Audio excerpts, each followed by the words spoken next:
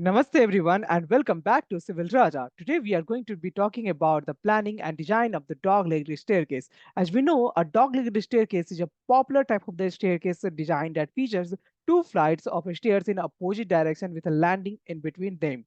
It's a space-efficient design that is commonly used in the residential or commercial building. So let's dive into the planning and design of the dog-legged staircase. The first step of the planning of a dog-legged staircase is to determine the available space for the staircase. Once you have measured the length, width, and the total height of the staircase, you can move on to deciding the location of the staircase. It should be located in a central location that is easily accessible from all the areas, of the building.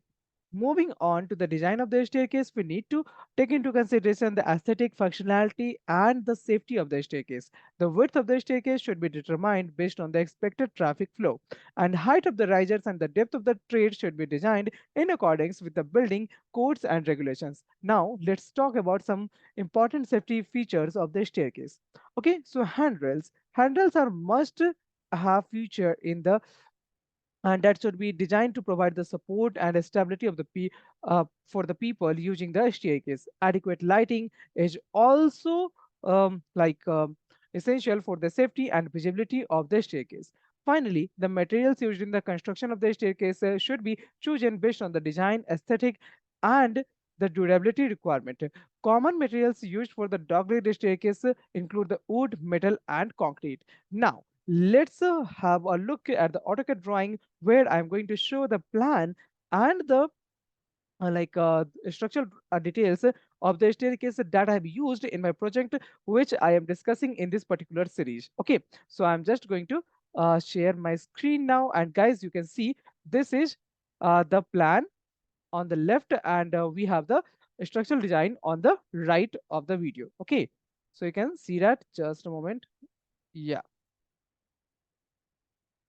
Yeah, so over here we have the plan, and you can see we have staircase in our plan. So first one is starting from the ground floor, and it is going up to the like first floor. So this is the ground floor plan of the dog leg staircase that we are using in our project, and we will also talk about the L-shaped staircase in the upcoming video. So let's have a look at the plan over here. So you can see we have a two axes on the horizontal side and two vertical axes present over here. Then we have this cut section CC, which is explained on the figure right to it. Now we have this landing portion is having the width of 817 mm.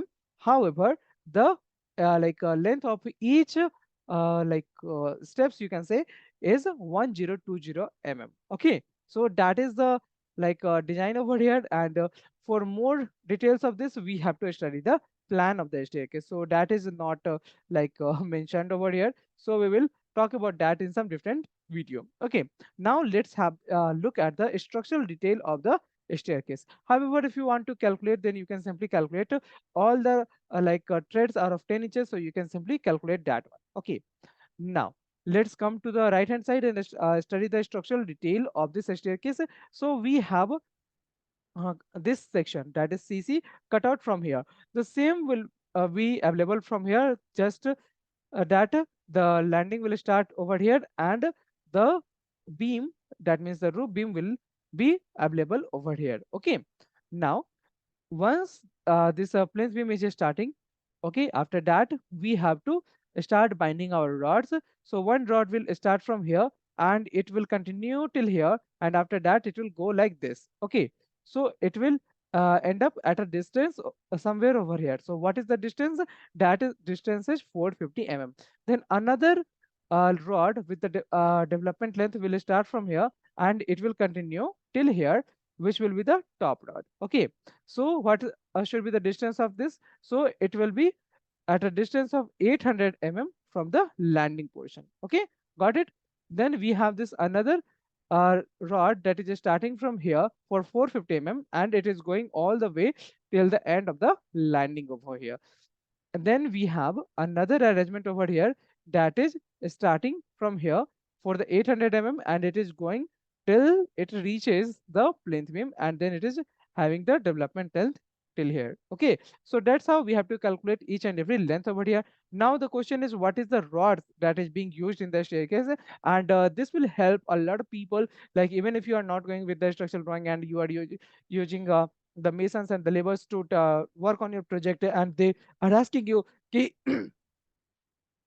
how much of the rod should be used?" Okay, so you can all like easily tell them that okay, you can use a 10 dia bar at a 150 center to center distance over here. However, this particular drawing is properly designed. Okay, but you can use this for the residential building because we have used it for like designed it for the residential building, so you can go ahead with the same reinforcement arrangement. However, it is always better to design the like structural elements like the beam, column, and then we have this slab, we have a staircase, okay, and then foundation. These things should be designed properly. But if you are not going with the design, then you can also use this particular detail for your building. Okay, so the main bar. Okay, so over here you can see in the bottom we have the main bar that should be 12 dia bars and spaced at 125 center to center, and then we have the distribution bars of 8 dia, and that should be spaced at 200 center to center.